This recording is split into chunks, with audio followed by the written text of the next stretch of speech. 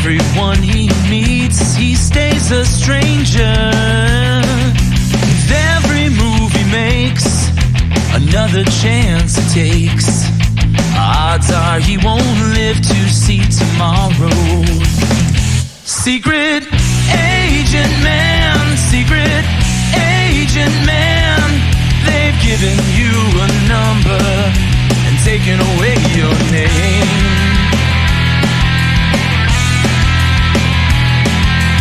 Where a pretty face is that you find, a pretty face can hide an evil mind. Oh, be careful what you say, or you'll give yourself away. Odds are you won't live to see tomorrow.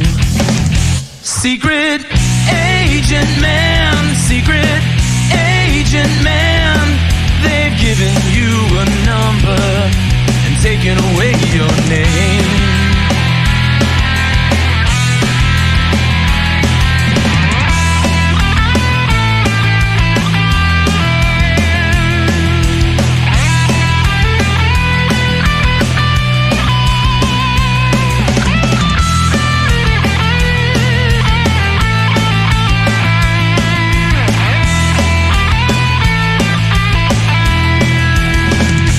Secret agent man, secret agent man, they've given you a number and taken away your name.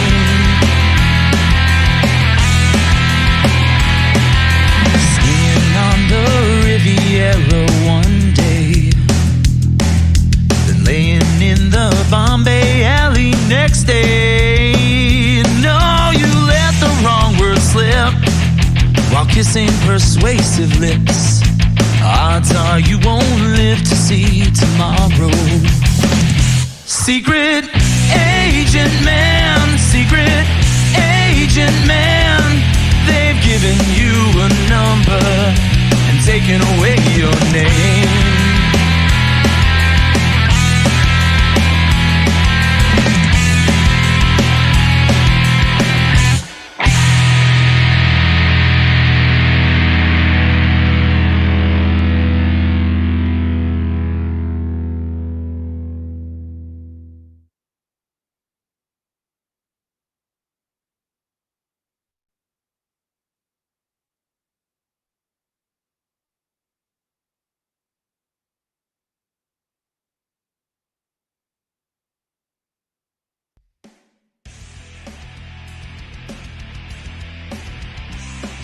Welcome, ladies and gentlemen, to the latest episode of I'm No Joe, your home for all things combat sports, and the place where every armchair quarterback can feel like Eddie Bravo.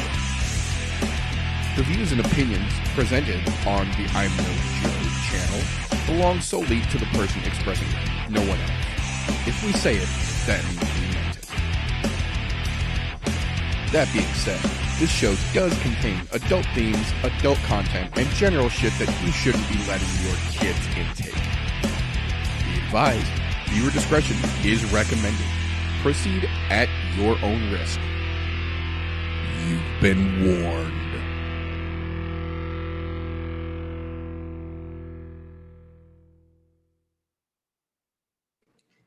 If it's Thursday, it's I'm No Joe. Welcome, ladies and gentlemen, boys and girls, children of appropriate ages, to the latest episode of the I'm No Joe podcast, the show where every armchair quarterback can feel like Eddie Bravo. Today, we are actually experiencing day one of season 5. We have officially been at this shindig for 3 calendar fucking years now. This goofy bearded fuck over here and I recorded an episode back in July of 2018, goofing the fuck around, threw it up on the interwebs, and who'da thunk, here we are 3 fucking years later, still doing the goddamn thing, rotating group of various folk coming and going, giving their opinions, sharing in the shit talking and shenanigans that is the I'm No Joe podcast. So welcome, ladies and gentlemen, boys and girls, children of appropriate ages. If this is your first time, welcome to the shit show. If this is not your first time, you know what we're in for. for the most part. A few changes coming up for season 5, but we'll get into those a little bit later here. Before we get into the craziness and the shenanigans, first and foremost, we got folks here with us. I ain't doing this by my goddamn self tonight. First, the young gunner, the up-and-comer, the stunner, the interim purple strap holder himself. RJ, how you doing, brother? Doing pretty good, man. I'm not the interim purple strap holder though. The purple strap is where it rightfully belongs with Fresh. That stays with him. I didn't want to be rude and call you a fucking placeholder, but I mean, I got second place. I got black, so I got second place. Black bands matter, okay? It does, especially with the black Fitbit. So, but I'm doing good, man. It's good to be here this evening. Got a lot of interesting things to talk about, and as per always, everybody that's watching here on YouTube and those that are listening through their audio platform through anchor.fm/I'mNoJoe, you can always go to our Discord channel, which is linked in the description of this video and on the bottom of the screen the entire time. Go over to Discord, join our Discord channel. You can see all of the news and recent events that just doesn't get brought up during this podcast. And you can always drop questions over our fan Q&A segment, and we can answer them here live during our podcast. Absolutely. That is all for this evening. Promo machine yet. I told you I'll turn that kid into a promo machine yet. Oh, but the man whose beard has been here with me since 2018, keeping this facially follically friendly show down for those who can't and those who just won't. The one and only Golfy Vapes himself. How you doing, brother? Dude, I'm doing excellent. I didn't realize it's been 3 fucking years, man. It doesn't feel like it. Right? July 2018, we sat down and did an episode half goofing, threw that shit up on YouTube, and people actually started watching. Dude, I remember us just chatting about it, and then let's go, fuck it, let's try it. And we recorded on a fucking Saturday. Like, yes, we did. All fucking days. Like, normally Saturdays are busy as shit for me during the summer, so I don't know where the fuck we found time to do it, but man, 3 fucking years. What a run. Right? I'm kind of impressed. Weird. Kind of impressed, man. It can't get any less crazy. So you got to embrace the crazy going forward. That's it. Okay, so we do, like I mentioned, we have some interesting little twists that I'll talk about a little bit later here for season 5. But before we get to that, I do want to go over, like we like to do around here, a little bit of a recap of the craziness that was last week's card, in case those of you paying attention here might have missed that or just hadn't heard about the insanity that broke out last weekend. Opening GIF aside, we'll get to that in just a moment here. I gotta say, they opened the fucking card Saturday night about as strong as you could fucking expect. Excuse me. Very opening fight. 2 minutes in, Zumagulov just grabs Rivera's neck and decides he's taking it fucking home with him. Like, yoke that motherfucker up, standing guillotine, solid. Beautiful fucking way to open up.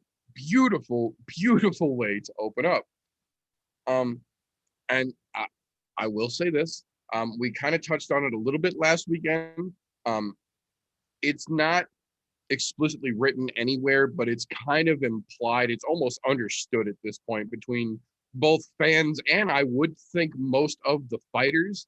If you're a middleweight fighter in the UFC and you get put up against Brad Tavares, this is your moment. This is your springboard. Quite literally, they are giving you him because most casual folks recognize the name Brad Tavares. Not on a great household, he's a fucking world breaker, but they recognize that name. And Brad Tavares is a guy who's been on most of the best middleweight's highlight reel on the receiving end. So when they put you against Tavares, this is your fucking B-Rabbit moment. Mom spaghetti, clean your fucking sweater off. Time to shine, sweetheart. Get the fuck up, put on a show, and you're on the way to the fucking belt. That's literally how it's worked for like 6 of the last 7 middleweight champions in the UFC. We pretty much said last week, if Akhmedov can go out and style on Tavares, he instantly injects himself into that fucking conversation in the top of the fucking division. Maybe not directly for a title, but he gets himself in that conversation now. And he didn't. He went out there and he let Brad Tavares look like a fucking badass against him to such an extent that it was a close split decision and Tavares won. Not surprisingly, we got news yesterday. Omari Akhmedov is no longer with the UFC. After losing to Brad Tavares, they cut his fucking ass. Tavares is literally your shit or get off the pot fight in the UFC. If you style on him, they throw you up into the upper echelon and start giving you attention. If he beats your ass like he did against Akhmedov, you get the fucking axe. You're going to be lucky if Bellator picks you up at this point. Brad Tavares beat the brakes off of you for 15 fucking minutes, and everyone got to see it, dude. That was sad.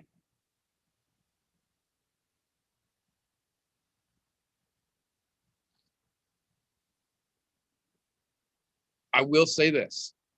I try and make a point to give credit where credit is due, regardless of how you feel about people. I am not a fan of Jessica. I never have been. But that's a tough fucking gal. That's a tough fucking gal. She took 13 stitches and 3 sutures to put her forehead back together, and it didn't slow her down in the least bit. She bled down her face like fucking Robbie Lawler versus fucking Rory McDonald and kept on trucking. Never fucking flinched, never phased her. She just kept going right on through it and smiled as she saw herself in the fucking decision reading on the camera with her fucking forehead missing a chunk the size of my pinky. Dana White's the one that had to post the pictures of her after the fight because she wasn't going to say anything. She didn't give a shit. She got in a fight. She was going to go home and heal up and, go back to the drawing board. But Dana felt it necessary that people understand she literally had a chunk the size of my meaty fucking pinky missing from the middle of her forehead, and it didn't slow her down a bit. So props to Jessica I for being one fucking tough cookie. Fuck yeah. I wasn't making it easier on her to begin with, but then that fucking clack. Can you say free facelift? You missing that much? That's an automatic facelift. Oh yeah, no shit, right? That'll be a fucking mini brow lift and a half a fucking face tuck all in one shot when they stitch that. Wrinkle free for at least the next 20 years.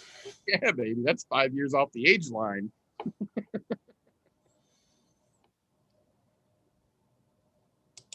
Oh my goodness. No, that brings us to now, I was going to be a smartass, but since he took his moment in the spotlight to eloquently and politely make a point to teach everyone, Dricus Duplessis just fucked Trevin Giles up. We kind of knew that Dricus coming in, this kid is not your average fucking UFC recruit thrown in last minute to be cannon fodder. This guy is somebody that they'd been watching for a while. And when his moment came up on Fight Island, he capitalized on it. It wasn't one of those, are we going to see a different guy come out? No. We saw the exact same dude show up last weekend that we did on Fight Island. And he's not here to fuck around. He's one of those very much, I don't get paid by the moment kind of dudes. He came in and he fucking put the business to Trevin Giles right away and just absolutely fucking amazingly coming off of the fence like a fucking superhero movie with that beautifully timed fucking shot, put Giles into the fucking orbit zone. His fucking bag of tricks is very impressive, and I'm very curious to see what we get from him next, because Trevin Giles is, well, I won't say he's a household name, but he was getting to the point where folks are starting to recognize him, and he's starting to be associated in the higher echelon of the quote unquote unranked few. I think this is going to put Duplessis on the map. I hope it does, at least, because I would definitely like to see him against somebody with a number behind their name. I think this is one of those few people they brought in who might legitimately deserve a hard push from the beginning, because this dude has shown every time we've given him a chance, he's here to work. Second fight under the banner, and that's one tough South African. And man, does he have some knockout power. Jesus fuck. And eloquent on the mic at the end, which was fucking great. Yep. He said, "You will know, I will be a household name." I was like, yes, that's the kind of shit you need to say on the mic right now. Well done, sir. Did it lightly, did it eloquently. Like, that's how you do that, man. That's how you get people to pay attention. That's the right way to do it. And I was pretty happy to see it. Dude, the first like fucking 5 or 6 fights on this card had fireworks written all over it right away. It was impressive. Like, they came in fucking guns a-blazing. Yeah, absolutely. Well, and then that brings us to the next fucking awesome moment of the night. Again, credit where credit is fucking due. Ilia Topuria went into last weekend's fight telling everybody, Ryan Hall is not as good as you all fucking think he is, and he's not as good as he thinks he is, and I'm going to expose him. That's exactly what he did. To be fair, the group of us that were watching this fight, even the most absolutely rabid casual of casuals that were watching this fight with us were absolutely howling watching Ryan Hall Imanari after Imanari after Imanari after Imanari after Imanari after Imanari after Imanari until Ilia Topuria finally got that perfected timing down, which he almost had several times. And then Ryan tried to be a smartass, and Ilia went, "Good night, Gracie," and shut that motherfucker out, to the point that when he came to, he was half grappling the ref, not understanding what the fuck just happened to him. Ilia Topuria was never in any danger whatsoever from Ryan Hall, but Ryan Hall was constantly in danger from Ilia Topuria in that fight up until the moment he shut the fucking lights off in a beautifully timed shot. Again, another guy who made the most of his debut opportunity and followed up to make sure that people understand that he's not fucking playing. Like, he's not here to mess around, and guys who are supposed to be the best of the best don't intimidate him in the least bit. He knows how to handle himself. It's another guy with a fucking very impressive bag of tricks that I'm very curious to see going forward who they throw him at. I think it's going to be the last we see of Ryan Hall for a very, very long time. Man, I fucking hope so. Because really was it 2 years since his last fight? Almost. We'll be lucky if we see him again in 2 years. I don't think we're going to see him again, because at this point, when Topuria comes in and exposes the shit out of you like this, you have no business in the UFC. And called his shot the whole way. Fucking mad fucking props. I want to make it known. I want people to understand. Ilia Topuria has been Babe Ruth calling his shot at the bleachers since he signed the contract for this fight. He's been saying the whole goddamn time, Ryan Hall is smelling what he's selling way too much, and I'm going to show you for a fact. And that's exactly what he did. And I mean, you got to look at it this way. Topuria is on a 3-fight fucking streak so far in the UFC. He's got 3 hard fucking fights. Fought in October, and then a 2-month turnaround in December, and now this in fucking July. Yeah. He's on a tear, ready to go. And to be quite honest, I like Ryan Hall as a jiu-jitsu practitioner. Yes. As an MMA fighter, you're in the wrong fucking sport, dude. Please go fight in Submission Underground. That's the perfect place for you. It's absolutely perfect for you. I don't know why he refuses to go somewhere where he's not going to come out getting all fucked up and CTE'd. And then 2, someplace where he's actually really fucking good. Like, he could put on some legitimately good fucking BJJ fights. I mean, legitimately good. Right. Well, and I'm not exactly sure because I don't know that he's specifically disclosed it, but I'm fairly confident that Ryan Hall is not in that Conor McGregor tier of pay scale on the UFC. So I know it's not going to be maybe necessarily the same, but Uncle Chael has openly offered 10K checks to any of the bad BJJ dudes from the MMA world to come over. He has openly said, there's a $10,000 check with your name waiting on it. Show up, show out, cash money on the way out the door. Plus, you can have all the goddamn sponsors you want. Yep. 10K plus all that sponsor money, and you don't get punched in the face? Yeah, you just got to be smart enough to tap when your shit's going to get fucked up. That's it. Yeah. Where's the downside in that for guys who are known for their jiu-jitsu, not their striking, and obviously are having a hard time holding their head above water in the UFC? Go make some fucking money and quit taking brain damage, son. Man, if my jiu-jitsu was that good, I'd be flying my ass out there. I'd be like, please, 10K? Right? ADCC ain't going to pay you to come fucking play. Like, when's the Uncle next Chael, one that I can show up for? Yeah.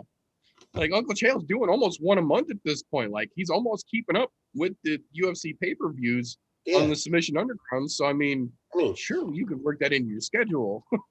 You look at some of those guys over there at Submission Underground, they're fighting on every card. Some of those guys are making upwards of $100,000 a year, having one match a month. Yeah, I think Nicholas Maximoff has been on like 8 of the last 9 cards in a row, and I believe he's won 7 of those 8 matches. Like, there's a couple of guys over there. Like, Alex Chambers has been on like 6 of the last 7 and fought fucking Mason Fowler for the goddamn belt. Like, there's guys over there making money. So let's say you're spending $500, $600 a month paying your really high-end jiu-jitsu coach. You're still way ahead. You're paying your car note, your fucking house bill, your boat that you're paying off. You probably got a fucking motorcycle in the garage. Dude, at that point, you're making enough money doing that once a month. Why the fuck not? Yeah, and no brain damage. Yeah, no brain damage. Ryan Hall, if you're listening, that means get your ass over to Submission Underground.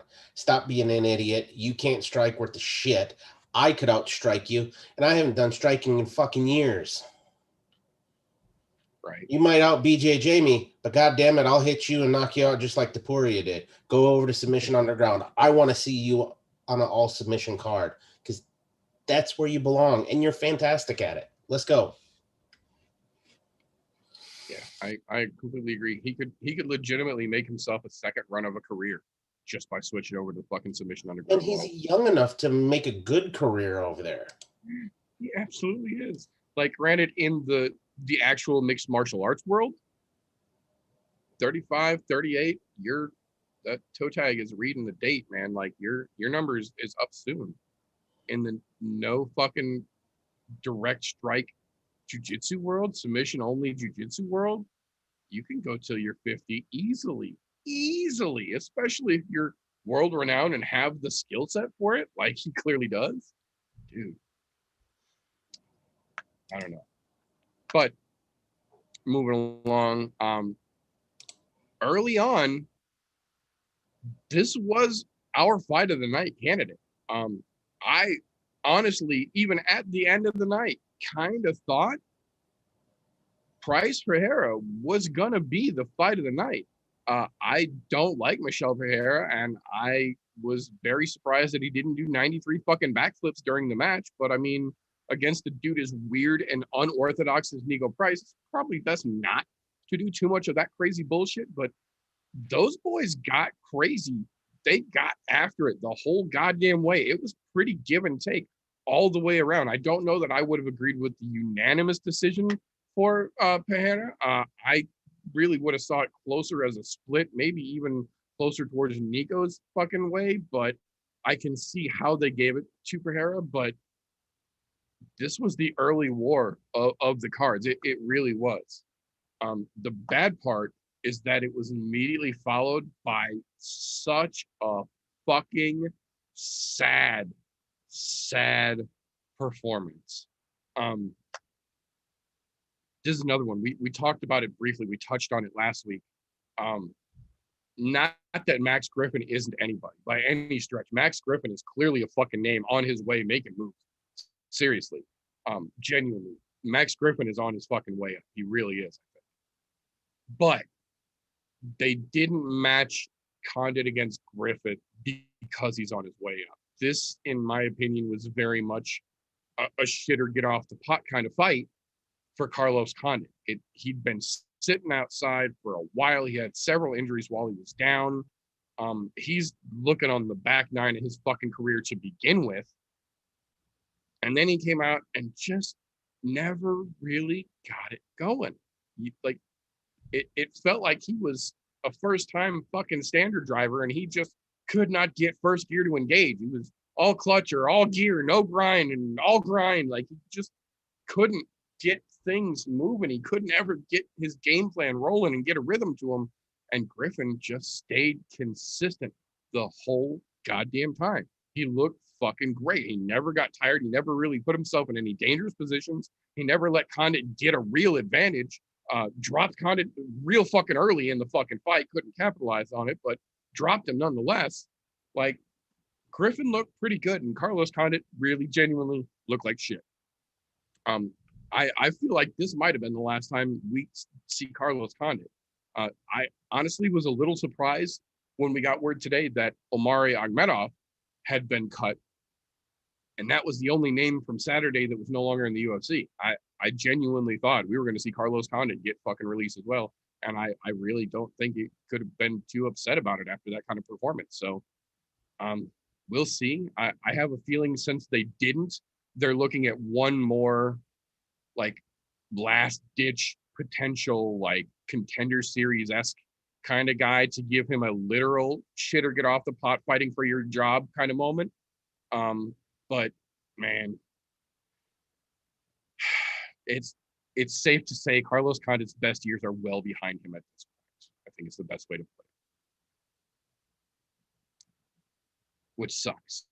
It really does. But time makes a motherfucker out of all of us, inevitably. That being said, I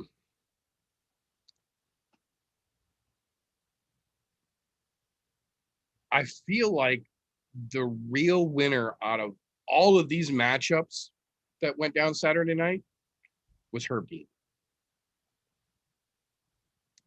Like, Herb Dean got so many opportunities to be a badass, to be a hero, and he kind of just blew them all Saturday night. Starting most predominantly with the O'Malley-Moutinho fight.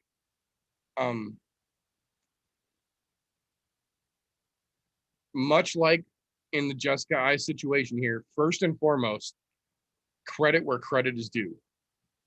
Chris Moutinho is a motherfucker. I don't care who the fuck they put him up against. I'm watching his next fight. I'll fucking gladly watch that man's next fight.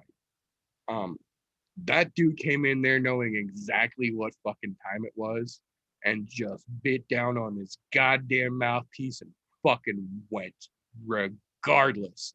Didn't matter what O'Malley threw at him, where he threw it from. He fucking took it or tried to block it or get around it and kept fucking going forward. This might be the most controversial fight on a card with a fucking leg break stoppage.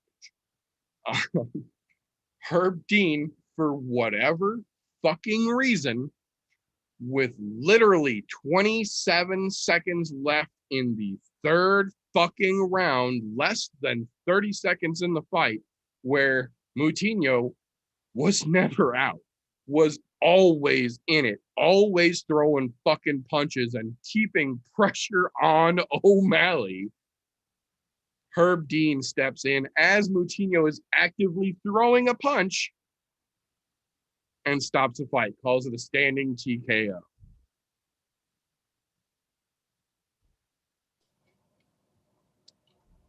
couple things. First, I was very surprised to see that Dana was mad about the stoppage, not because it was 30 seconds before the end of the round, but because Dana thought they should have stopped it in the second when Moutinho got rocked and then walked fucking through it, which shows how much of an idiot Dana is, because Moutinho got rocked and fought another round and a half without a fucking problem after that. So shows that Dana's an idiot. But the fact that Herb Dean robbed an active fighter throwing punches and intelligently defending himself of that final 30 seconds to either fucking turn it around and clip that moron with a good shot, or just go out on his goddamn shield swinging like a fucking boss, was taken from him by Herb Dean in one of the craziest what the fuck are you doing moments that I can think of in recent memory. Not that Moutinho was up on the scorecards by any stretch of the imagination, quite the opposite. He actually literally took one of the new records for most significant strikes absorbed in a single match. Again, shows you how fucking badass he is. But he was never out. He never stopped defending himself. He was actively fighting when Herb Dean, he was throwing a punch when Herb Dean stepped in and stopped the fucking fight. And then, of course, fucking O'Malley immediately got on the mic and did his dumbass diarrhea of the mouth. He's the best. He's still undefeated. He never got beat by Cheeto. He deserves a fucking top-ranked opponent. Everybody's ducking him. Fucking blah, blah, vomit, blah.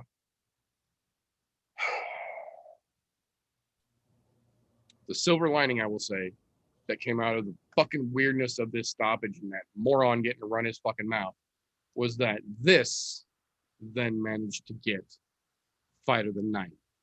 Moutinho's toughness and his fucking heart and refusal to quit in the face of that color-haired idiot got him a $75,000 fucking bonus. And he goddamn well earned it, in my opinion.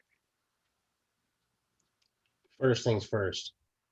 Herb Dean, fuck you for fucking this up.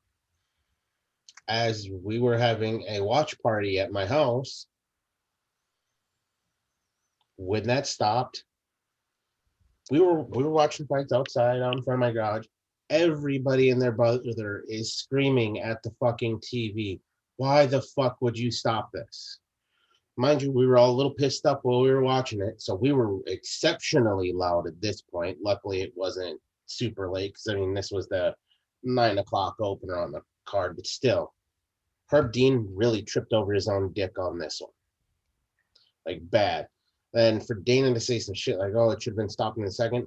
Dana, you're a fucking retard. You're always saying, let the fighters fight. Chris, literally, he had a flash knockdown. That's it. He was never really hurt. Like, you watch him, he came right back to, look, Immediately. Obviously, coming into this on short notice, yeah, his game plan is going to suck because you don't have a lot of time to prepare. But he kept pressuring. He didn't stop pressuring O'Malley the entire fight. He came forward that entire fucking fight. Like, if you look at Octagon Control, he led Octagon Control in this fight, purely by the amount of forward pressure he was making. And Chris right here, Moutinho, fucking absolute legend right now. Because those of you who remember, let's rewind this a little bit back.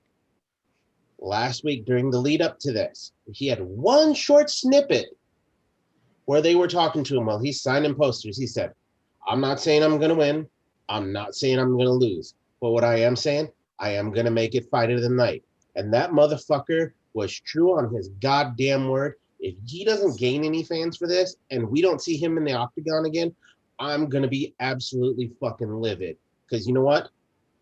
That man lived up to the legend. He said exactly what he was going to do, made it happen. He said, I will make it fight of the night. And that he fucking did. Look, we can go back to that Nico Price fight. Yeah, that one was pretty solid. But once I started watching this, seeing what Chris was doing, even though he was getting worked, he never stopped coming. He never stopped throwing.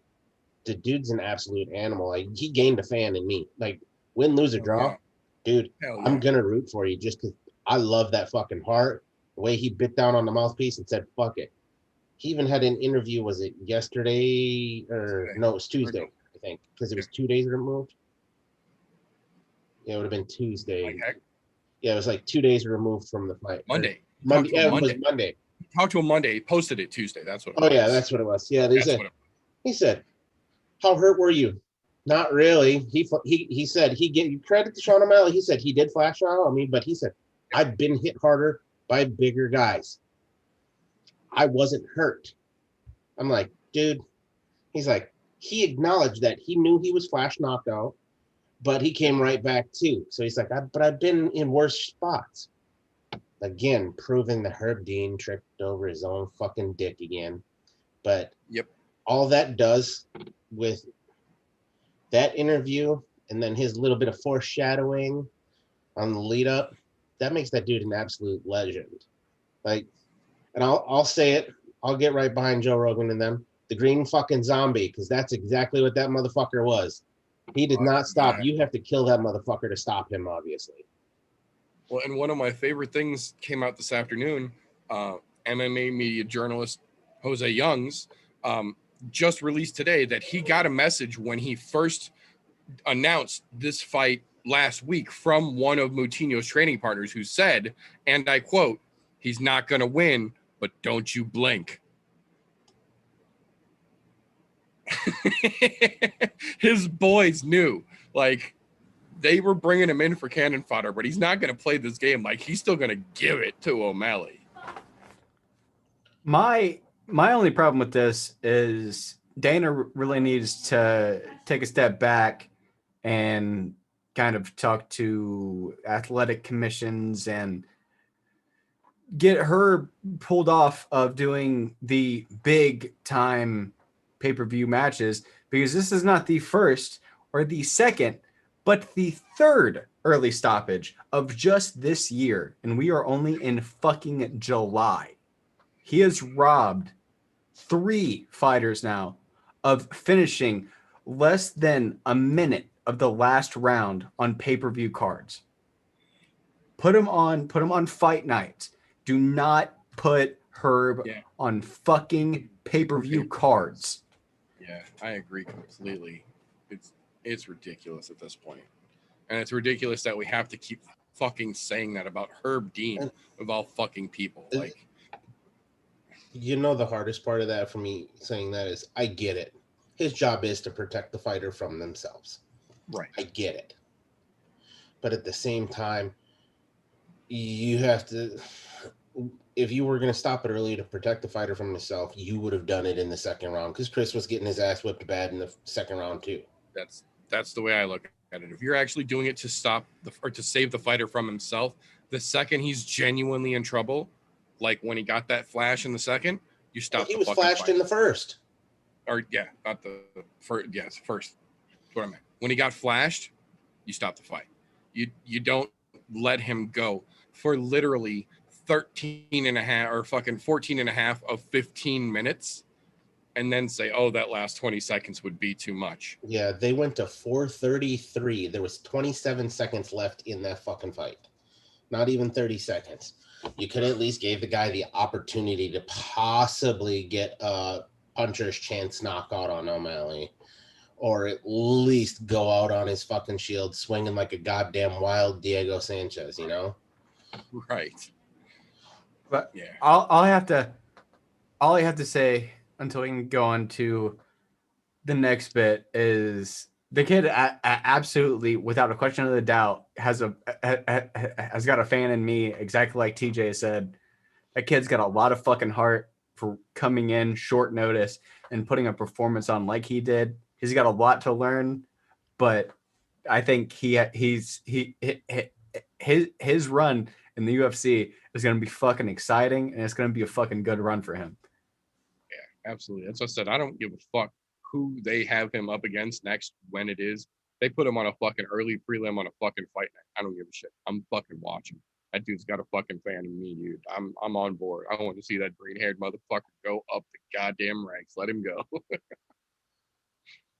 Oh, but moving on from there. Now, I'm not going to say that 4.5 pounds makes a lot of difference, But 4.5 pounds makes the difference. It really, really does. And Irene Aldana said flat out, my body stopped. My body gave up. I could not get any more weight to come off. I get it. But when you're literally 5 pounds over, maybe we talk about making a catch weight. Because, again, credit where credit is due. She beat the dog shit out of Yana Kunitskaya. Not that that's really much of an accomplishment, but she beat the dog shit out of Yana Kunitskaya. And that fucking strike that she landed perfectly fucking timed to lay her out with, I get it. I get it. But, man, 5 pounds over, that fucking mars a victory like that. It really does. That mars a beautiful knockout. Look, that extra 5 pounds is probably what gave her enough power to knock her out like that. Because to be quite honest, Aldana striking isn't that great of fucking knockout power to do that normally. You gotta think, if she was 5 pounds over at weigh-in, she was probably another 20 pounds fucking heavy, or 15 pounds at least. Yeah. By fucking fight time. And this is where I have a fucking weird imbalance of things when it comes to missing weight. Okay, you miss it by a pound or two. I'll even go as far as 3 pounds because shit happens. But if you get up to that 5 pound marker like that, where you're 5 pounds over, to be honest, I don't think that they should even have the fight. I'm sorry you're gonna fuck your partner out of it, but you think your partner should get their entire purse plus what your purse is and call it fucking day. Since you failed to make weight, you shouldn't get a goddamn thing. It should all go to them. There shouldn't be this, oh, they're going to take a 30% cut and let you fucking fight. No. Fuck that nonsense. Cancel the fight. Take all of Irene's money. Hand it all to Yana. Say, sorry, no fight, ladies. Yana, you got paid to train. Men show up and actually make weight like a professional. If you can't make the weight, find a different weight class. It doesn't make sense that you can come in 5 pounds over on this and get away with some bullshit. That's all I'm saying. I mean, well, let's see. You're already in bantamweight, so you're 135 already. Why don't you move up to 10 pounds and go get your ass whipped by fucking Lioness, because that's the only person in that 145 right now. I'm just saying, go get your ass whipped over there, because that's all you can do since you can't make weight. You were basically at fucking championship weight for 145 already. The fuck are you doing? Get fucked. To be quite honest, I think this should have been ruled a no contest because she missed weight so bad. It's a fucking waste. And to be quite honest, I didn't think Yana was going to win the fight to begin with, but still to have to take damage like that for somebody who missed that much weight and it fucks her career, to be honest, I feel bad for her in this situation. I really do, because it was a poor fucking choice by the UFC to let the fight happen and the Nevada State Athletic Commission. Yeah, I agree. It's kind of a fucked up situation. The good thing is that neither one of them were anywhere near a top rank, so that this really isn't going to impact the division too terribly much. But yeah, like you said, this is definitely going to impact Kunitskaya's career going forward. And like I said, it definitely puts a fucking asterisk next to a victory for Aldana as well. Going forward from there, hey, baby. Voldemort got his, and Ty got his goddamn shoey. Right up on the fucking cage, the way he was supposed to. Victory, shoey, as God intended. Felt nice for things to be back to normal, even just a little bit, even just for a fucking moment, to see that man lay out an idiot, climb that fucking fence, catch the shoe, catch the brew, and get his fucking shoey. It made me happier than it probably should have, and I don't give a damn, because that man fucking earned it. I just want to say there was only one thing I was disappointed in this. That's whoever was in charge of the stereo system in the arena at the time missed the opportunity to throw on Stone Cold's fucking music as that shoe got tossed, that beer got caught, and he started slamming. You should have heard that fucking glass breaking and all that shit. That was fucking fabulous because that was exactly what that reminded me of. That took me back to early childhood days, sitting with my stepdad in the living room watching fucking Monday Night Raw and Stone Cold fucking slamming beers together and just chugging them on the fucking corner of the ropes. I was like, you know what? He deserves all of that and more. I think the best part, though, was if you go back, for anybody who hasn't done it, go back and watch the video footage of him leaving the arena. He was stopping and doing shoeies with people in the crowd on his way fucking out. He probably there was did a like dude in the second story balcony that poured a beer. Literally poured the beer. No fucking beer bong, no funnel, no drop of beer to him for the shoe. He literally just turned that bitch and poured it, and he walked right underneath it and got it too. Yeah, it's fucking amazing. Like that dude, absolute fucking legend. Not to mention, it was so great to watch that fucking knockout. Like I was screaming like a schoolhouse girl when that fucking happened. Beautiful. And it wasn't even about the shoey. It was just about who he fucking knocked out. That left was so nice on the money. Just good night. Watch him just fucking go like a big sack of potatoes. Fucking made me so happy. I mean that knockout had all of us that was watching it in Zoom just and because it was just so perfectly fucking timed. It was just such a beautiful fucking shot. We were so fucking happy. And I think Tai Tuivasa needs to get a slip little sponsor from Nike, because every shoey he did on Saturday was all out of Nikes. They're all out of Air Forces. That's true. He had all Air Forces rocking. That's right. I mean, Nike, hit your boy up. Opportunity there. I'm saying you can't officially sponsor him, but you can make sure there's always a dude there cage side when he fights. Cage side, do a commercial, slip him some money under the table. They can officially sponsor him. They just can't have sponsorship on his clothing. They can't. Well, his clothing at a fight. He can walk around in that shit. He can show up to a press conference in it. You know. You just can't walk out into the cage with it. That's right. That's right. And I think that would be a brilliant fucking pair up, in my opinion. Not to mention, fucking dude earned it after that many shoeies. Yeah. Oh shit. Oh, but moving along from there, speaking of guys who didn't really earn it, look, I'm a fan of Gilbert Burns. I'm a fan of Wonder Boy, and I really do not see how this was a unanimous decision for Gilbert Burns. This was not a standout, spectacular performance by either gentleman. They both had their brief moments throughout the fight, but neither one of them really dominated this match or made any kind of a statement with their performance Saturday night. And I definitely don't believe that Gilbert did enough of a dominant performance to get a unanimous decision in that victory. I get that he wants to work his way back to get a chance to fucking fight Kamaru again, but I didn't see anything against Wonder Boy that impressed me. I didn't see anything in that fight that showed me that he learned from the fight against Usman, that he's changing his game, that he's adapting. That seemed like the same Durinho we have seen a dozen times before. That seemed like the same Durinho that Kamaru just knocked out last year. I get that it's technically a W, but I don't really feel like that was any real winning stock coming out of that fight. You know, I'll say this. This is the one piece of credit I will give to Gilbert Burns off of this. He's been the only legitimate welterweight to be able to take Stephen Thompson down. Stephen Thompson normally much better off his fucking takedown defense. His takedown defense looked like shit that night.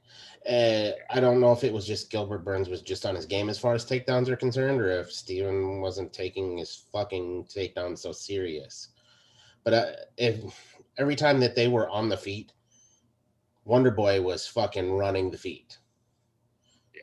But Gilbert managed to do the old fucking let's wrestle fuck the shit out of you, get you to the ground fucking mentality, which, hey, it wins the fight. Not mad at you for that. But That and you got to say, Dorino's got a fucking strong blast double. When that ice cream cone shaped motherfucker locks onto your thighs and decides that he's taking you for a ride, it's real fucking hard to stop it. I don't care who you are. yeah, it was just weird to see that because, like, knowing how good Wonder Boy's takedown defense is, it looked like he was a little laxed as far as the takedown defense is concerned. It looks like he may or may not have been shooting one too many YouTube videos versus training his takedown defense. And no offense to Wonder Boy, because I fucking love him as a fighter, not to mention as a human being. He's the example of the human being that we should all strive to be. Yeah. Although I did get a kick out of his lead ups to the fight. He said maybe I should have a glass of wine before the fight, but not a whole bottle, because I don't want to come out and have an excuse like I was hungover from having a bottle of wine the night before. And he was name dropping and everything. It was fucking great. Yeah. I love that he looked at his dad and he was like, "You and I both know I could take a whole bottle and still be ready for any pro fight the next day. But hey, I'm not, insert name here." Yeah, it was fucking fantastic. But no, to be quite honest, I was expecting a lot more out of that fight than what actually happened. So I was a little disappointed in it. Good fight nonetheless, but not what I was expecting or hoping that fight was going to be.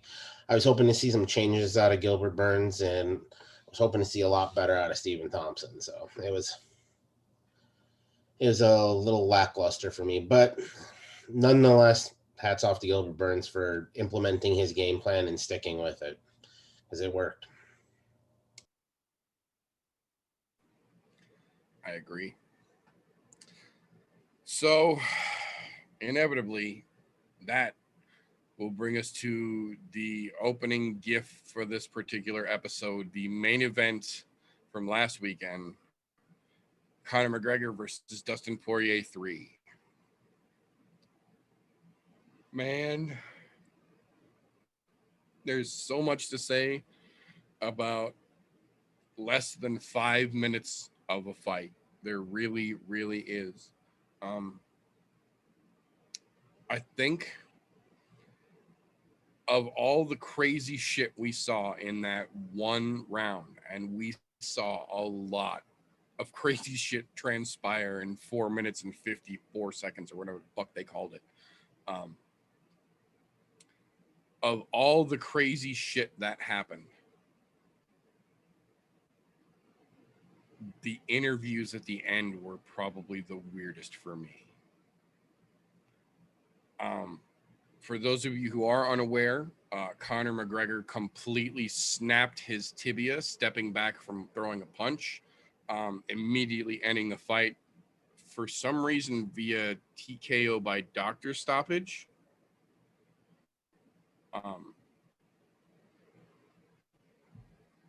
The long and short of it is Dustin didn't win the fight.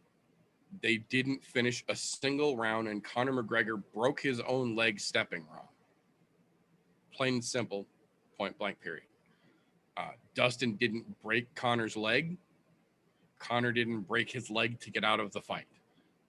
Conor broke his fucking leg stepping backwards from a punch. The fight was stopped. There's so much more. We could literally probably do an entire episode just on this 5 minutes of this fight in the aftermath, but I'll just say they called it as a win for Poirier. He's going on to fight Charles Oliveira. Conor went on to get surgery. He's got a titanium rod from his knee to his ankle now. We're just gonna move along from there for right now.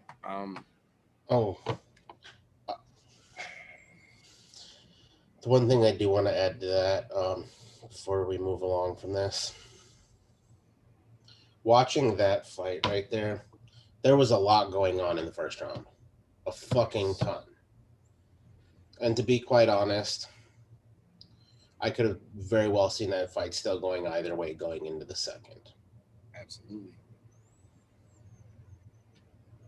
What's crazy is, I'll say it, the group of us that were standing around watching this, as we watched Conor sit down against the fence, we thought he was throwing the fight at first.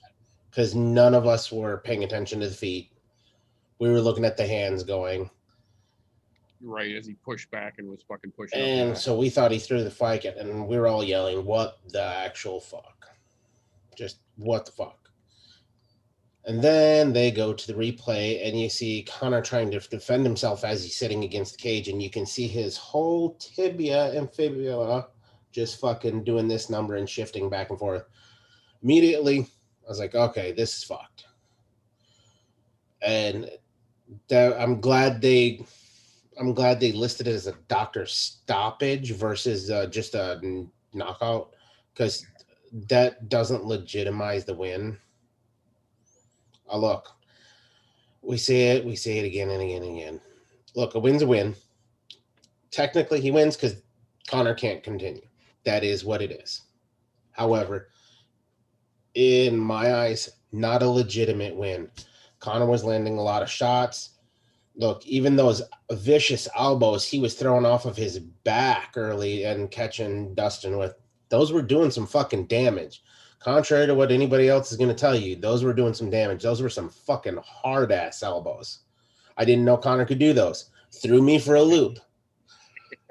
So it was cool to see that. Then to see it stop like that, like I feel like we got like the fucking MMA gods came down, said, nope, we're going to fuck every fan out of this for the rest of existence. Because the worst part of this is, now that it's technically 2-1, the chances of there being a fourth fight are so goddamn slim, because Big Daddy Dana is going to go, nope, he's won twice already. Or on the other side of this, Dustin's cornerman and fucking agent are going, nope, we've won 2 already. There's no reason to fight him again. I think it's more likely the latter, because Dana came out and said right away in the press conference that you have to do it a 4th time now, and that in his opinion, it looks like Dustin's going to go fight Oliveira, and he thinks that Dustin will probably take the belt, and then the 4th fight will be Connor versus Dustin for the lightweight strap. And then I do want to play devil's advocate on one part of this. It's not even in the fight, it's after the fight. You know how we're always saying, stop fucking interviewing fighters after they've gotten knocked out or fucking lost? Again, Joe Rogan, I fucking love you as a commentator. I love your post-fight interviews. You're always making sure you're getting that information we want right after the fight, how everybody's feeling and thinking. That was the one and only goddamn time I can say, don't interview Connor. I always want to hear what comes out of Connor's mouth. That dude legitimately broke his fucking leg. And so what do? You go and sit down next to him, post it up like you two are hanging out and watching fucking Netflix so you can interview him? That's some bullshit. I love it. My wife yelled when he did that. When Rogan sat down and leaned over with the mic, my wife yelled, "Why the fuck are you interviewing him?" No shit. Not to mention the fucking look. For those of you who have never had a bone break, you get all sorts of fucking endorphins, fucking adrenaline, and everything else that goes in to help try and block the pain. When that happens, this up here that houses the nice squishy fucking pink thing in there, your brain, doesn't work right. Because it goes into self-preservation mode. So thus we get this crazy rant that was crazy, legitimately fucking crazy. Oh, yeah. It was still Connor-esque, but it was absolutely fucking way crazier than normal. And it should have never came to fruition. You want to interview him? Interview him after he's been to the hospital, after they've set the leg. Interview him right now after post-surgery. That was a terrible decision. That was the one thing I was maddest about the fight. Yeah, I was upset and bummed that the fight stopped the way it did, but that post-fight interview with him was fucking terrible. And then Dustin, yeah, I was gonna say, showed his fucking ass. Yeah, it was horrible on both sides. Saying, "Oh, I legitimately felt it break during a fucking check leg kick." Motherfucker, no. there was not a spot where you checked a kick hard enough to fucking break it. Not to mention, there's actual video footage of where you can see the initial break happen on a leg kick where he hit thigh. But what do I know? I'm not a doctor. I'm not the videographer who caught all that shit. I'm just saying. And don't say, oh well, that's all because the frame rate wasn't high enough. Motherfucker, we're living in 4K now. That frame rate was way more than high You got enough. 4K instant replay of that shit. Yeah, you bet your ass we got clear video of it. Yeah. Just saying, it was bad all around after the fight as far as the interviews go. Not bad that he interviewed Dustin because technically Dustin won. Okay, whatever. But interviewing Connor, totally fucked that for me. But what my only problem with him saying that he felt a break on a leg kick was Connor is predominantly always fights in that real wide leg karate stance with his left leg forward. His right leg broke. Connor very rarely puts the right leg forward unless he's in the middle of chain stepping to come in to follow up with a fucking beautiful counter right. He very rarely fucking pops that right leg forward. How the fuck are you breaking the right leg when you're kicking the left leg? Physics doesn't work like that. The human body, you can't feel that leg break through the other leg unless it's a full up at the shin or the thigh break. You can feel that, but I mean, you don't know, bro.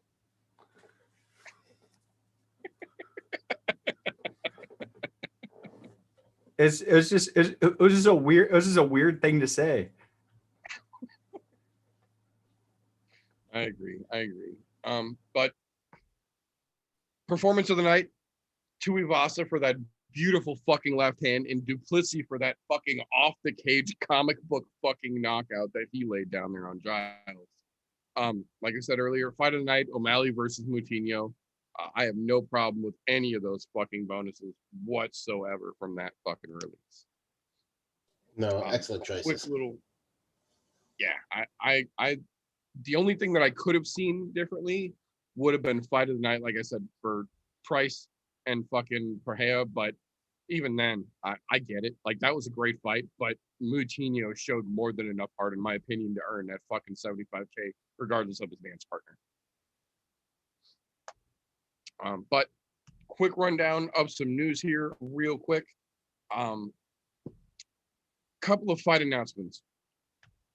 265 going down on August 7th has now officially had added to it Rafael Fiziev versus Bobby Green, which should be very interesting. We got a trifecta of announcements for 266, which goes down September 21st. The official closeout of the card goes as follows. Signed, confirmed, contract sealed. I still call Wolf tickets, but they're saying it.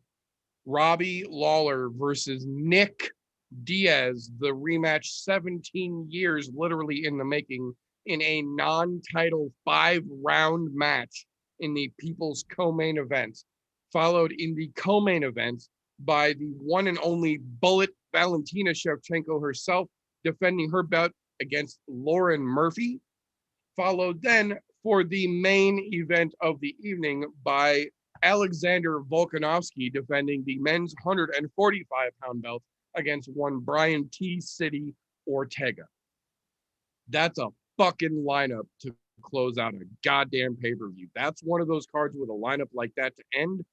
I feel right now, I'm telling you, they're going to throw some shit fights on those early prelims to burn up fucking time on that card because they know that they have got a fucking lock closing that bitch out. So I am in for all three of those fucking fights, even though I still 100% do not fucking believe we will see Nick Diaz in that cage. But if they can actually pull off all three of those fights to close out that fucking card in September, god damn, you better hang on to your assholes because that's going to get crazy. October 2nd has had a fight added to it. Jimmy Crute stepping back into the cage against arguably one of the craziest quick turnarounds I have fucking seen. Jamal Hill getting back in there after the Bear Jew quite literally just dismantled his fucking arm 2 weeks ago. All fucking credit to Jamal Hill. It was so fucking amazingly surprising to hear that his arm was not broken. It was literally just a perfect dislocation of the joint. And when they popped it back into place, there was no fucking damage, and he immediately had his full range of motion and no fucking nerve issues whatsoever, to such an extent they're getting him right back in that goddamn cage against another fucking world beater in Jimmy Crute. That's going to be a great fucking match, and absolute props to Jamal Hill for getting right back on the fucking horse after that one. October 9th, an interesting matchup, but relevant in the division nonetheless. Marina Rodriguez steps back in to take on Mackenzie Derp. We'll see how many accents she can make her way through between now and then. But one of the biggest announcements that I have seen of this week, October 30th, UFC 267 has had one of its biggest official announcements added to it to date. The long-awaited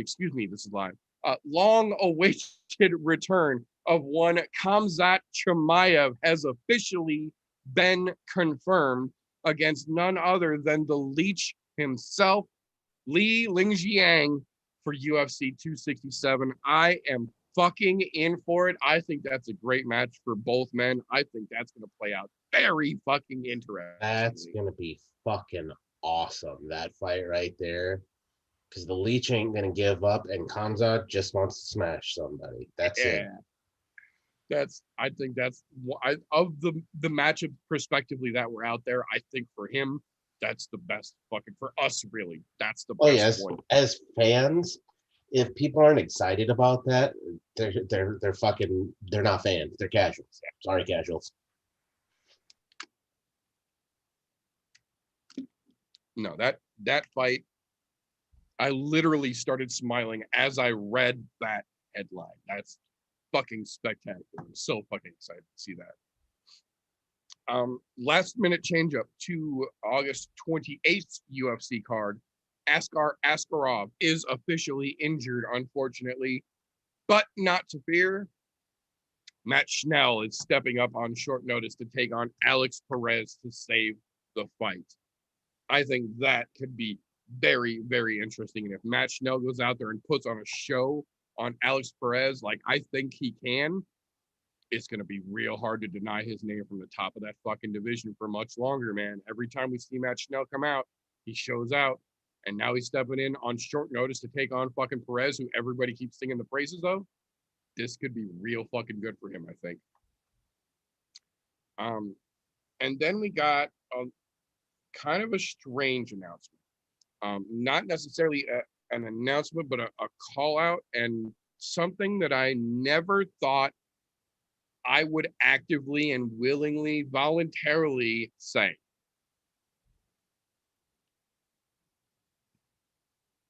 Open my mouth a little bit, excuse me. I agree with Colby Covington.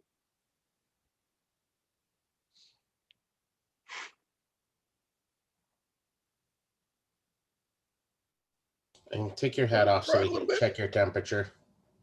It hurt to cry a little bit. It fucking hurts, I know, man.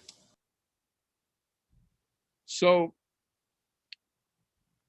Colby Covington came out right away, and he's not the most popular for obvious fucking reasons, but he made a very, very honest assessment of Dustin Poirier's post-fight announcement. And I didn't want to get too much into it, but I do feel that it does need to be said, because I flipped my fucking lid in the moment when it happened. And then reading that Colby Covington, of all fucking people, had the exact same honest assessment about it, like, both made me question myself and validate myself at the same time. It's really weird.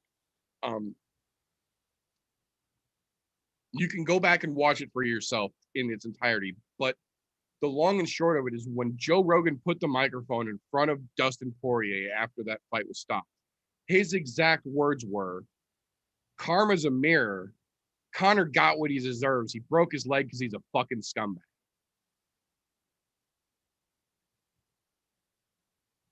Fuck you. Connor's literally laying on the ground with his leg broken 4 feet away.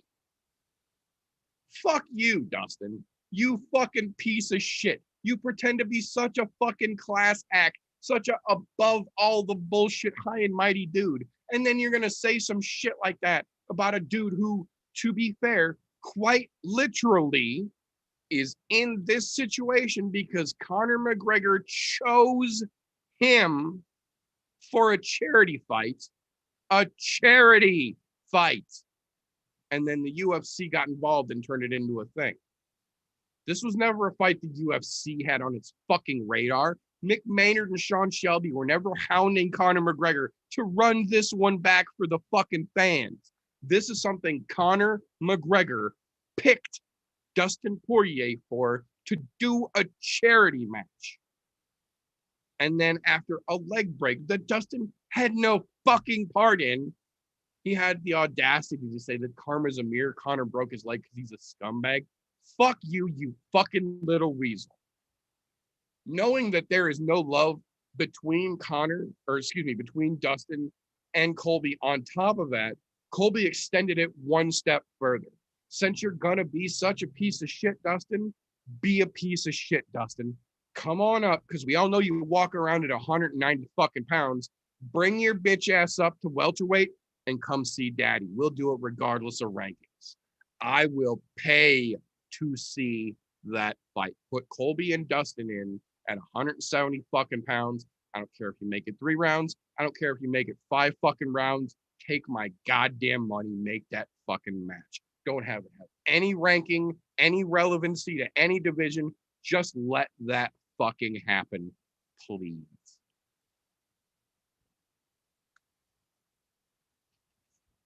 Fucking scumbag piece of shit, motherfucker. That being said, though, that will bring us into our actual fight coverage portion of the evening here. So I want to take just a moment here before we get into some season 5 shenaniganry here and go over the 2 fights on the Bellator card that is coming up tomorrow evening that are worth talking about. And I use that term loosely. Those being the co-main and main events for their Bellator 262 card. That card is weak. Literally, co-main event, Tyrell Fortune versus Matt Mitrione. Tyrell Fortune is nothing to get excited about to begin with, and Matt Mitrione is basically kicking and screaming, dragging his nails in the ground to be not forcibly brought back to the clubhouse after finishing the 18th hole long ago. That fight is not necessarily intriguing, let alone, in my opinion, co-main event worthy. But that's what Bellator is doing tomorrow night. I have a feeling we're going to see Mr. Fortune get himself a W off the back of a Mitrione win. I think Matt's going to sleep. I think Tyrell's going to fuck him.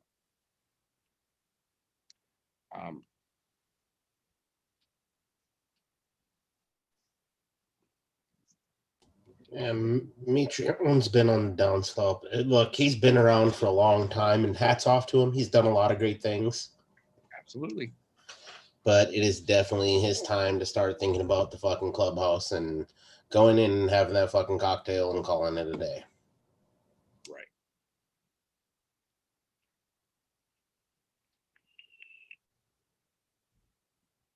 So the other matchup over there, obviously being the main event, which I gotta say is a fucking weird thing unto itself. This is the first time in 5 years Bellator has had a women's strawweight title fight that does not involve Ilima-Lei Macfarlane. That unto itself makes it a little bit weird. This particular matchup, though, in my opinion, is even one step further weird than this. Juliana Velasquez, the new women's strawweight champion in Bellator, fighting Denise Kielholtz. Now, not to say that Denise Kielholtz isn't capable, but Denise Kielholtz is the former Bellator kickboxing women's champion, now making her way over into the MMA side of things.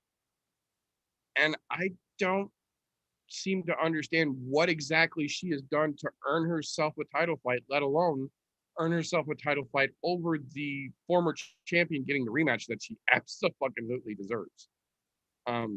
But here we are. Juliana Velasquez is going to try to jujitsu and wrestle fuck the ever-living daylights out of the very capable kickboxer in Denise Kielholtz. Do I think either one of these fights deserve to be main event or co-main event? Dear God, no. But that's what Bellator is giving us this weekend. As strange as it is, I still think Velasquez is more than capable of in her abilities to be able to offset the kickboxing of Kielholtz. But I do think Denise is going to get some good fucking shots in the process. Is it going to be the most exciting thing you're going to see tomorrow night? Probably not. But is it something to watch tomorrow night? If nothing else is on. That being said, though, new, making its debut for season 5, we're going to change up the way we talk about main cards here on the show going forward for a little bit. I have to say it's a little bit ironic. I've been trying to find a way to work this type of format change into the show. And today of all days, the show that originally gave me the inspiration for this format type of change decided that they are no longer going to use it because they are changing their format up almost as if the universe was gifting to me this setup to bring to you people. So what we're going to do going forward for season 5 is when we get to our most likely UFC main event of the evening, we're going to bring things to the ball pit. Those of you watching the stream will understand. Those of you listening to the all audio version will be very confused as to why you cannot hear the GIF that's playing on the stream. That being said, moving forward, we are now going to have ourselves a little bit of a competition for the end of the show to kind of keep things a little more interesting, a little more lighthearted for our main card portion of the show here. If we find ourselves with an odd number of people, we will have ourselves a pick off to see who will help be guest judge so that we can keep things even. If we have enough folks, we will make it a fucking tag team if we have to. But for right now, in our debut evening here, we will have Golf T versus RJ for the initial Pit Masters Award. So, give me just one moment here. I thought I had this, I do not.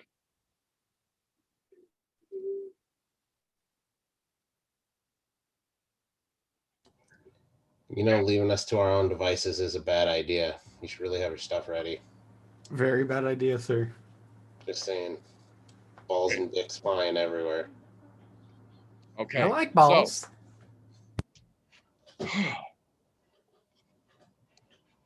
I will ask a question. I will give you both an opportunity to answer said question. We will have 1 minute on the timer for you to give your answer. Better answer wins the round. Winner of 3 rounds, winner of the show. You will carry your W with pride going forward. The other gentleman will officially be handed the first L of the pit. So, first question of the pit. This weekend's UFC Las Vegas 31 card has a wide variety of very interesting matchups. You have 1 minute to give me your opinion on the most overhyped fight of this card. Who would like to go first? At it, RJ. We'll let the young buck get in here. Come on. Let her rip, Tater Chip. I actually haven't even looked at the card yet. Oh. All right. You know what? I will give you a second then. I will give you a second. All right. Let me do this. We're going to start here. We're going to turn this around because a lot of people may not agree with this decision here that I'm about to make. Most overhyped fight on the entire card, co-main event. Marion Renault and Miesha Tate. Why is this so hyped? If you watch anything, they've been pushing a lot of Misha Tate coming back. She hasn't fought. When was her last fight? Does anybody fucking want to answer that question for me? It's been 3 fucking years, if I'm not mistaken. I want to say it was 2000. No, it's been longer than that. We're looking at 5 years. So I think it was 2016 was her last fight in the UFC before she officially retired. And what has she gone on to do? November Make it 12th, baby. 2016. She's been doing the family mom thing. Nothing wrong with that. Nothing whatsoever. However, ring rust is fucking real, especially when you haven't competitively fought in 5 fucking years. You may have been training, but I'm just saying, she's getting way more hype than she fucking deserves. Understandable. RJ, have you looked at the card we're actively talking about yet? I haven't looked at the main card. I've only looked at the prelims because I got confused for a second. I had to do research to make sure I'm thinking of the right guy. You'll find out in a minute. I never looked at the main card. I always do a bunch of looking at the prelims. This is why we can't have nice things, folks. I try and give them nice things, and I try and give them nice things. I know. I never looked at the main card. I pretty much started looking at it today because I've been working stupid shifts all week. So look, excuses are like assholes. Everybody's got one. I got a nice one now. Look, if you want to just go ahead and concede the W to me now, feel free. Go ahead. If you want to say you broke your ankle or something, we can take a doctor's stoppage right now too. I broke my ankle because you kicked me too hard, and the other leg. Yeah, I got fucking nothing because I was going with Jeremy Stevens because I don't like fucking Jeremy Stevens. He's also a washed up piece of shit. But I'm gonna forfeit that and give that shit off to TJ because I got fucking nothing for that. Like I don't pay attention to what's being hyped up and what's not being hyped up. I look at the fight as a fight. I don't go to social media for what fight's getting hyped and what one isn't. All right. So in that case, folks, it is the official decision. Round 1, point goes to Galti. All right. So I feel like I was gifted that. This is bullshit. There's a lot of game left. We still got more questions. And you know what? It is what it is. We'll move on. That's right. So now in the same vein, in that same spirit here, you have 1 minute to give me your opinion on the most unhyped or the most slept on fight on this entire card. RJ, have you had enough time? Yes, because nobody knows about him. Okay, let her rip, Tater Chip. All right, so my pick. What? Wait, are we just doing main card? No, the whole fight card is whole. Okay. Most underhyped fight. All right.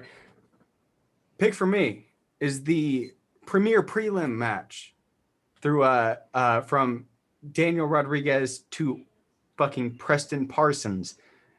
I picked that because I used to train with him because I grew up with him whenever I came to Florida.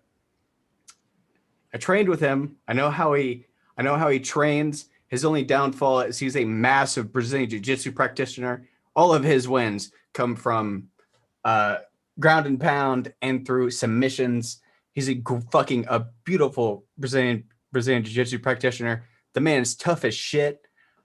Like I've personally hit him in the face with like rolled up kendo sticks pretty much. The man could take a fucking shot.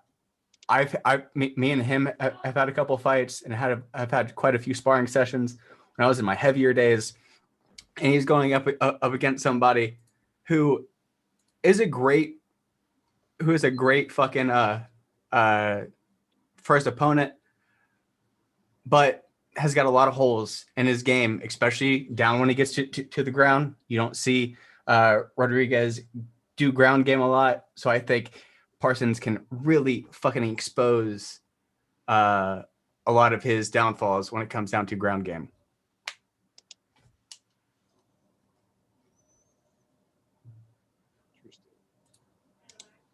Also, happy birthday, Preston. Went to high school with you. Hi. Good on you with the birthday shout out. I like that. Well done, sir. All right.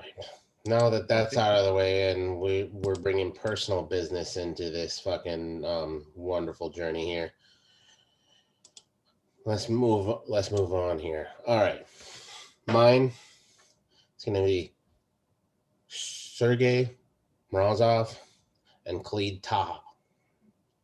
I think this one's a little underrated. I don't think that the first fight that we seen Morozov in, he lived up to the potential that he has. Khalid Taha has been finishing fights with the exception of his last fight. He did get beat. His first fight into the UFC, fucking KO. First round. Fucking his second fight, submission victory. The dude finishes fights. Not to mention, the dude's a fucking specimen, dude. You look at him and he looks like he looks all fucking chiseled out of fucking stone. He doesn't look like your typical UFC fighter. Most of them aren't that kind of build where it looks like they stay in the gym 24/7 doing nothing but lifting weights. So I think this is going to be a highly slept on fight because I think what we're actually going to see is we're going to see Khalid come off of that fucking last loss there, and he's either going to be a shitbag or he's going to really turn it up like he did in his first two. And I think Sergey coming in off of his debut now will have that little bit of fucking light business out of his head. I think he's got a lot to prove and show because, to be quite honest, I don't think we've seen what he can possibly do from his first fight. His first fight was absolute trash by him. So I have a feeling this is going to be a very slept-on fight, and we're going to see what these guys are actually made of, because now that Khalid's got his fucking loss and Sergey's coming off of his loss after an introductory, this is really going to show what these two young up-and-coming bantamweights are going to prove and where they belong in this fucking division. I can see that. I definitely have my eye on both of those fights. I agree 100%. I think that's going to be a very interesting bantamweight fight. I also am a huge fucking D-Rod fan, and I'm very, very curious to see how Preston's going to fare and a short notice debut against a guy like D-Rod. I got to say, point for round two goes to RJ. Personal touch. He knows the guy. He's rooting for a home team fucking hero here. Got to give him the point for that. So Fighting out of Florida, baby. I fought with you in Rival. Trained with you, bitch. I will say, He's calling the guy a bitch, and it's coming out of you. I mean, not quite as exciting fight as you're thinking it's going to be. I mean, we called each other bitch because we played football. We played high school football together too. All right, we're getting personal touches here. Oh, that's Dude. nice. Let me call up Boyce once, so then we'll start personal touching the show. Right. No, I will say though, for my own honorable mention, as we'll call it here, the fight that I feel in this situation is probably the most slept on. Amanda Limoges versus Montserrat Ruiz. Montserrat Ruiz came out and just absolutely beat the dog shit out of JP Bays for us on a night when we absolutely fucking needed her to. And Amanda Limoges is coming off of a 2-year USADA hot pot suspension, down 2 weight classes. She was a bantamweight, pissed hot, came back 2 years after suspension and is now fighting down 2 fucking weight classes for her debut at strawweight. That's a very fucking interesting matchup in my opinion here, but I absolutely agree with both of you, and I think both of them are also going to be very good matchups. So for our third round here, I would like to hear your personal take on what the fans and our viewers here and listeners have to look forward to in TJ's clear favorite fight of the night, the co-main event.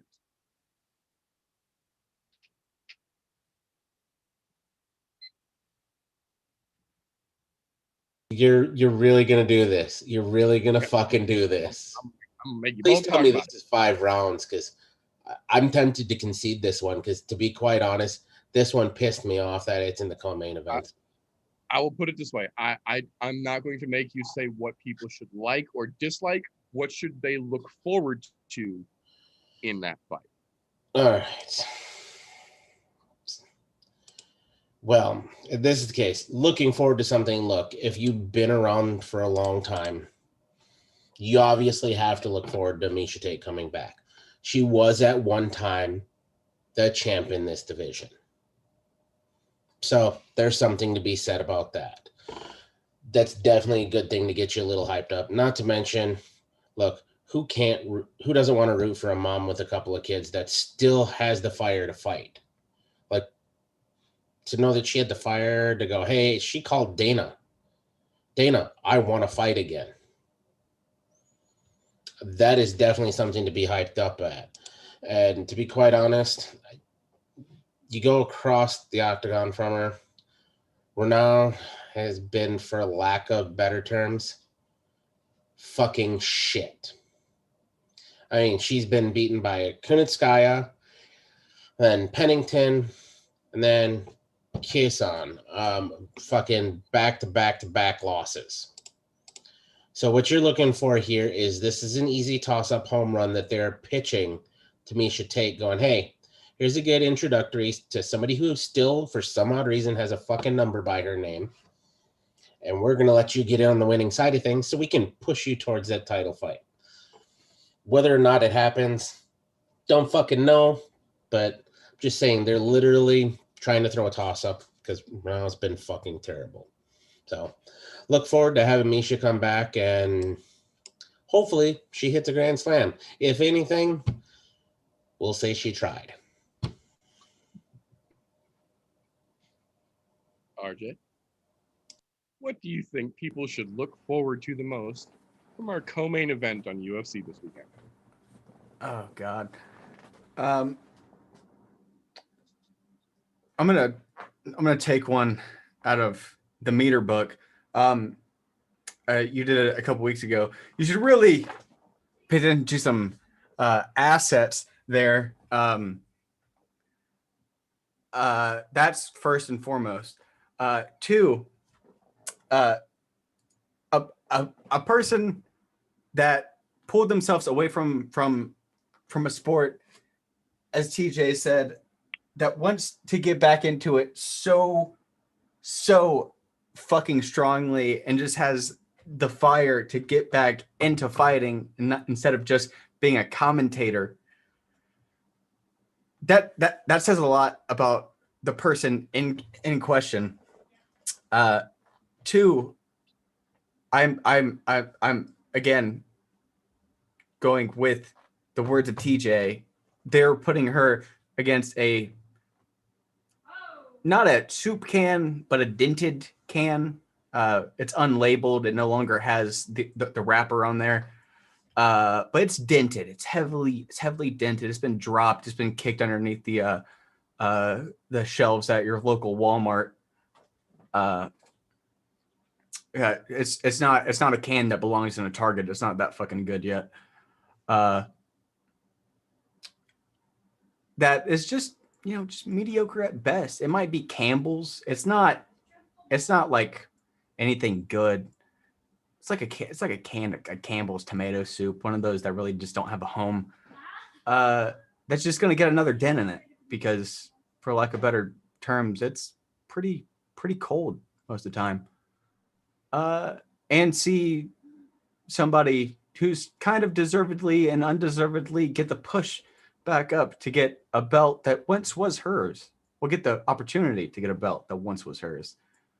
And show that moms are still badasses, because that's always a great thing to see. I think that's about it. Interesting. That's about all I got. Interesting indeed.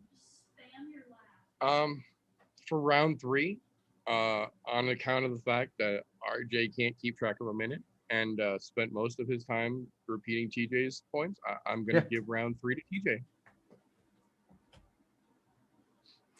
I have a horrible time. I have a horrible scale of time. It's okay. Just listen for the beep. We'll get there. So I couldn't hear. That's why I stopped before the beep. I just want you to know that. see, 2-1 TJ. He's paying attention. That's why he's up. Just saying. But there's always a chance to come back here. Round 4, as you may have guessed.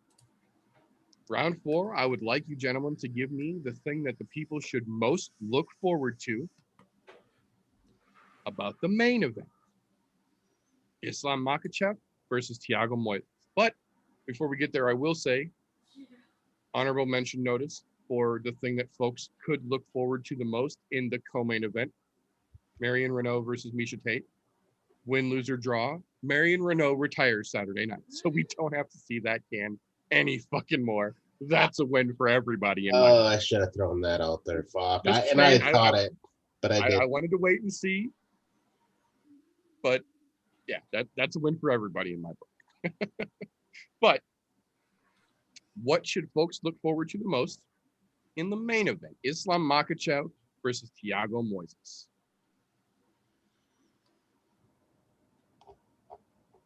All right. Well, I guess if you're not going to jump and run with this, I will jump and run again so that way you can piggyback me, okay? So let's start here. This is what I'm saying to look forward to. I think this is the chance. There's a good chance here that we see Islam Makhachev finally get exposed. This is what you need to be watching for. Look. Islam Makhachev has been getting way more fucking clout than he needs, than he is due. He is not as good as everybody props him up to be. Sitting at number 9, fucking bullshit. I'll call it now. Thiago Moises is on a fucking tear. It's on a 3-fight streak, albeit they have been fucking decision machines, but at the same time, so is Makhachev, fucking decision machine. Except for his last fight with Drew Dober, which he luckily pulled off a fucking submission in the 3rd round. The hype train on Makhachev, bullshit. Moises.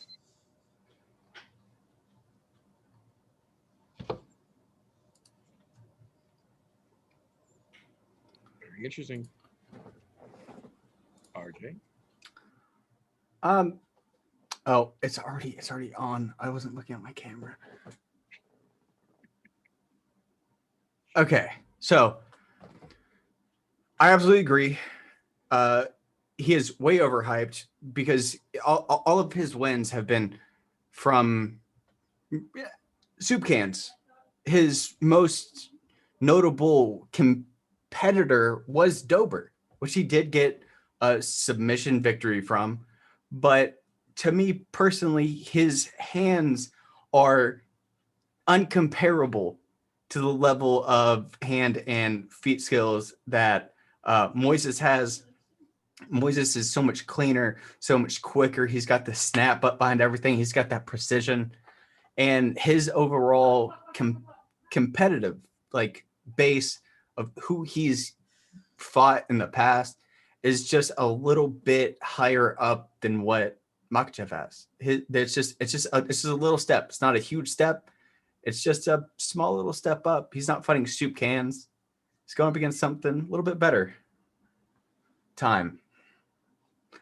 I also put it on my watch. There you go.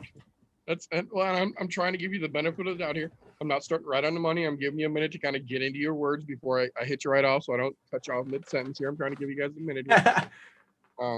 I will say, though, I agree with both of you. I think Makhachev is absolutely going to get fucking exposed here, and I think Moises is a fucking perfect person to do it here.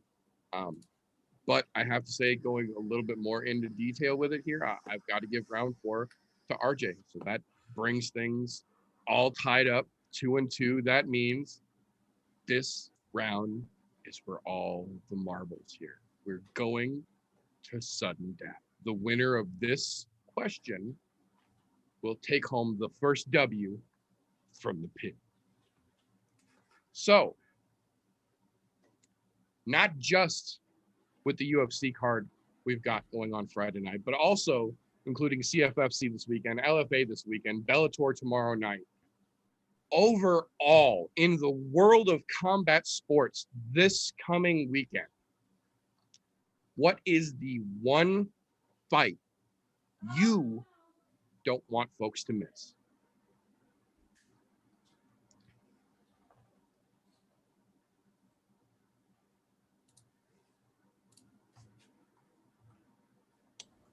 All right, I'm gonna take it away from UFC.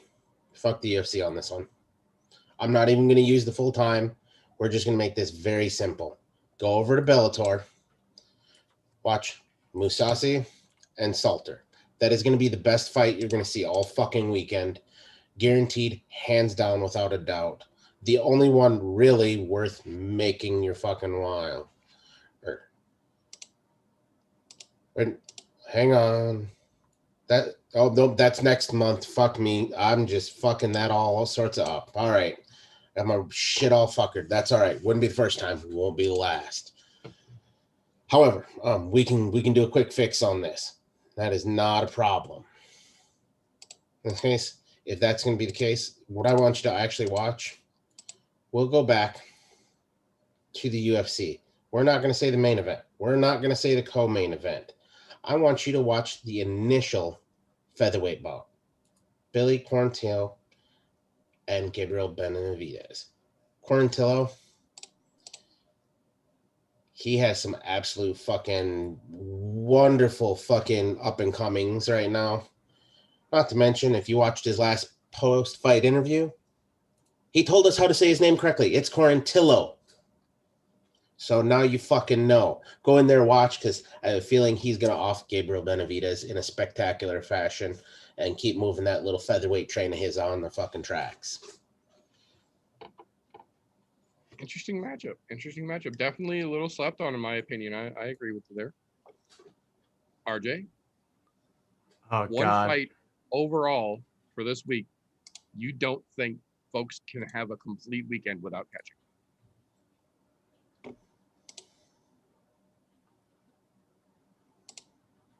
Oh, God, dude, I don't fucking know.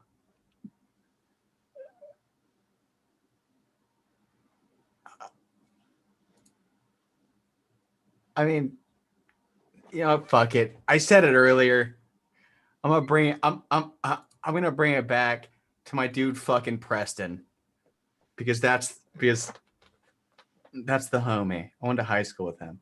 That's the homie. Preston and fucking D-Rod. Because it's fucking D-Rod up against an up-and-coming fighter, 26 years old, still fresh. He's been fighting for, I think, since 2013, whenever me and him started fighting. In 2013 in fucking Polk County, Florida, and fucking Rivals.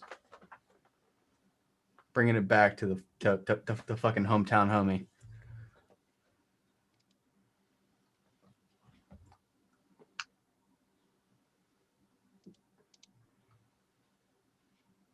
In other words, I'm saying just give it a TJ. I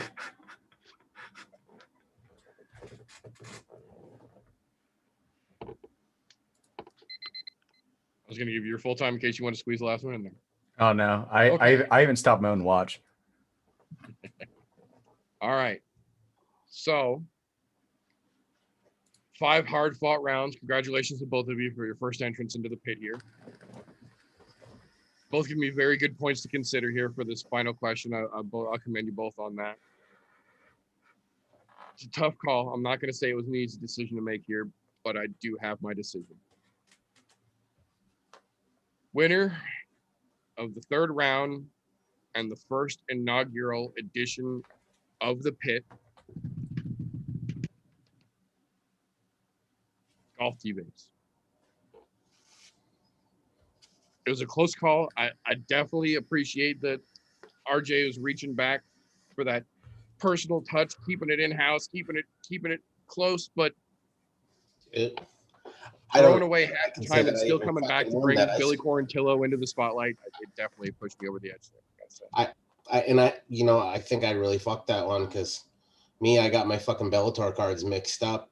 Man, I was fucking pulling August's card, which I'm still excited I about. did give you a little extra time when I realized that you were talking about the Salter fight, and I'm like, wait, that's next month. So I did stop the clock for a second there. But I felt in that situation, I saw where you were going, and I think everyone will agree you deserved a couple extra seconds to recoup, and I think you did very well Sorry, with it. So I'm still a little hyped about that fight because I know it's coming. Absolutely. Salter But Saucy is going to be still fucked it, so like, to be quite honest, I figured that round would might have been a toss-up at best. But I do like that coming back in. Let me throw my personal touch on somebody I know in here. Try to use the fucking board against me, you fucking bastard. That's the person. I absolutely Like, give credit. It was not a decision. I couldn't look, think. I couldn't think of a fight. I'll say it. You did great, because if you don't fight dirty, you don't want to win. Bring up personal touch. Yeah, fucking fight dirty, bitch. There's an old saying: if you ain't cheating, you ain't trying. And if you ain't trying, why are you here? Credit where credit is due here. I appreciate the sportsmanship. TJ has officially moving forward with the W, the first pit winner. RJ has to carry that first L going forward, but there's always a chance to change your fate coming up once again next time around. That is all we've got for this episode of the I'm No Joe podcast, ladies and gentlemen. As winner of the first episode of the pit, I am going to let Mr. Golf T close out the show here, promoting whatever and whoever, however he wishes to do so in his own fashion here. As the winner, that's a title that you get to take. Gotcha, Joe. Oh, fuck, if that's the case. I don't fucking promote shit, because I'm not that guy. However, what I will do, I will say, for those of you who are just turning in for the first time here, thank you for coming along this journey. We're 3 years deep into this. We're going to keep going. Make sure you're here. If you want to watch us on YouTube, Thursday nights, 9:30-ish. We start around somewhere in that time frame. And you can remember, all audio versions are available on anchor.fm/I'm No Joe. Don't forget, we do more than just talk kicky punchies. We talk shit too. So it's worth the time. And being an armchair quarterback is fucking great now. Because I don't have to worry about getting punched in the face or not being able to go out on my fucking shield because some stupid referee wants to trip over his own goddamn dick. It's bringing it full circle here for you guys a little bit. So, look. If you think that's great, wait till the fucking end. The only person who's not going to trip over their dick right now is me. And the best part is, I don't have to go like this to talk. Nor, when I do this, do I have to talk about my gym buddies. So, I'll go ahead and talk a little trash right now. Good luck getting your fucking W back, having to bring in some fucking personal touch, because I don't think you're going to get too many of those, goddammit. Make sure you're paying attention to your cards. Oh, I fucking love it. I absolutely fucking love it. Thank you very much, sir. So, for those of us here on the I'm No Joe podcast, I'm No Joe on Instagram, RJ MMA Official on Instagram, Golf T Vapes on Instagram. We're going to call that all for this particular episode. So remember, folks, don't let ignorance stop you. You can root for anything. Unless it's RJ getting that W back easily.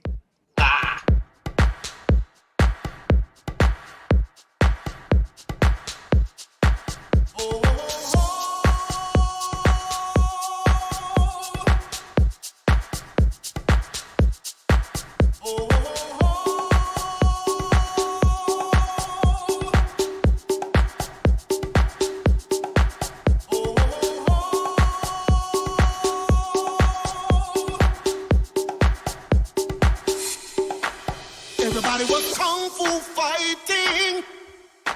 Those kids were fast as lightning. In fact, it was a little bit frightening.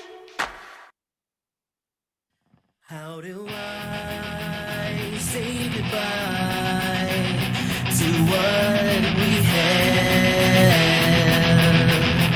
The good times that made us laugh.